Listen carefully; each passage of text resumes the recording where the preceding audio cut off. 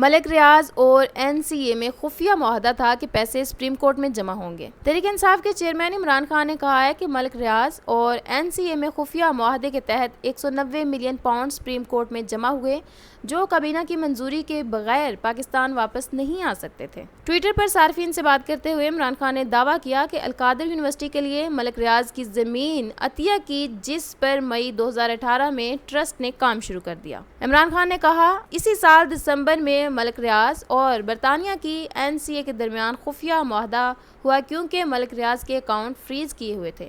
عمران خان نے کہا ملک ریاض اور NCA خفیہ معاہدہ کرتے ہیں کہ یہ پیسے سپریم کورٹ میں ملک ریاض کے اکاؤنٹ میں بطور جرمانہ جمع ہوں گے۔ انہوں نے کہا کابینہ میں یہ چیز آئی کہ اگر آپ اس معاہدے کو مانتے ہیں تو پیسہ آ جائے گا ورنہ آپ کو انگلینڈ میں اس پر کیس کرنا ہوگا۔ عمران خان نے کہا ہمارے وزیر قانون نے مشورہ دیا کہ پاکستان باہر $100 ملین کیسوں میں ہار چکا ہے۔ کابینہ کو بتایا گیا کہ 190 ملین پاؤنڈز لیں یا پھر برطانیہ میں مقدمہ کر لیں تو ہار گئے تو پیسے برطانیہ میں رہ جائیں گے۔